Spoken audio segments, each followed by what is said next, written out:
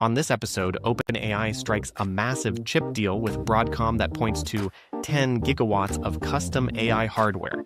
Windows 10 support ends today for hundreds of millions of PCs, and Netflix will stream a slate of Spotify's video podcasts starting next year. Those stories and more on this episode of New Tech Nightly, produced from the Big Pink Building in beautiful downtown Portland, Oregon.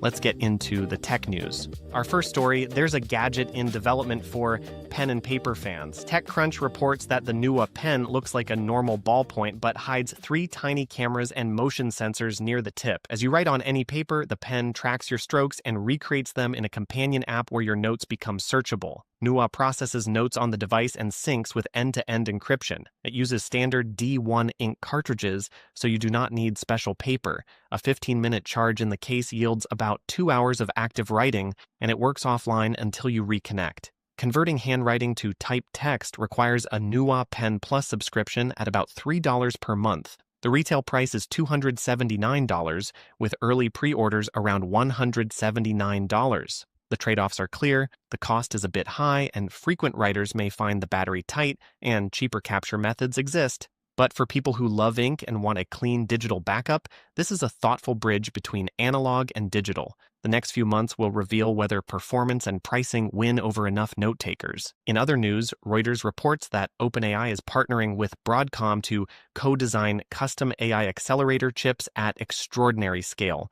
Broadcom plans to begin deploying 10 gigawatts of these systems in late 2026, with full rollout targeted by 2029. 10 gigawatts is roughly 5 times the output of Hoover Dam, which gives a sense of the computing capacity OpenAI is chasing. The move follows a 6 gigawatt supply deal with AMD and fresh commitments from NVIDIA that could reach $100 billion and at least 10 gigawatts of NVIDIA hardware. Sam Altman says custom silicon is critical to build the infrastructure OpenAI needs. Analysts caution that NVIDIA's lead is still large and that new chips take time to mature. Financing is also a question because building data centers at this scale costs tens of billions of dollars. If OpenAI and Broadcom hit their milestones, the company could gain more control over cost and performance while reducing reliance on outside suppliers. Moving on to our next story, Microsoft's Windows 10 officially reaches end of support today, October 14, 2025. That means no new security patches for most users. The operating system will keep running, but risk grows over time as new vulnerabilities go unpatched. Market share trackers show that around 45% of Windows desktops were still on Windows 10 in recent months, which suggests hundreds of millions of PCs remain.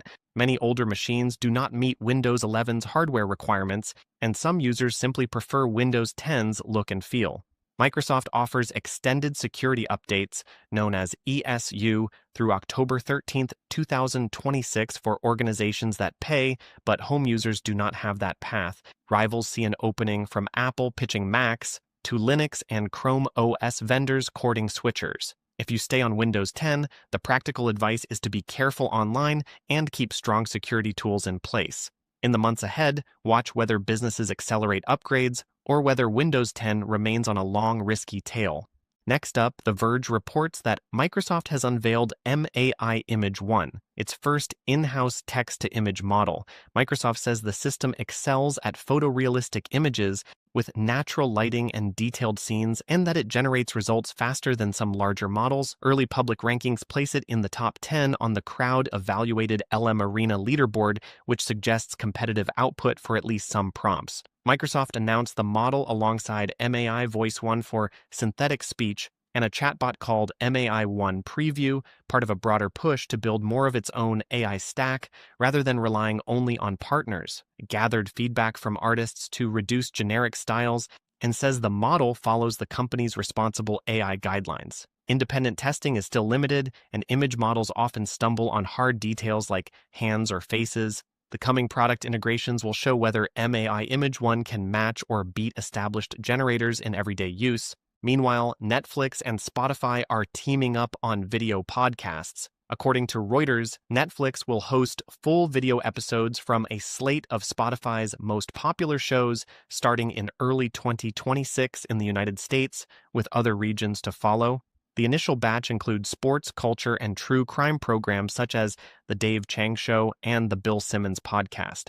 The Joe Rogan Experience is not part of the deal. For Netflix, the goal is to offer more lightweight programming between big tentpoles. For Spotify, it is a chance to put creators in front of a much larger viewing audience and funnel some of those viewers back to Spotify. Terms are undisclosed, and both sides have not detailed how podcasts will appear in the Netflix interface or how ads will be handled. The rollout will show whether viewers want podcasts inside a TV app and whether the two companies expand the roster after the trial period. Finally, TechCrunch reports that Meta is bringing back Andrew Tulloch, a co-founder of Thinking Machines Lab and a former researcher at Facebook's AI group and OpenAI. The Wall Street Journal previously reported that Mark Zuckerberg tried to acquire Tulloch's startup and later pursued Tulloch with a package rumored at up to $1.5 billion over 6 years. Meta called that figure inaccurate and ridiculous. Axios reports that Tulloch will join a new advanced AI research unit inside Meta under Chief AI Officer Alexander Wang, following Meta's large investment in Scale AI.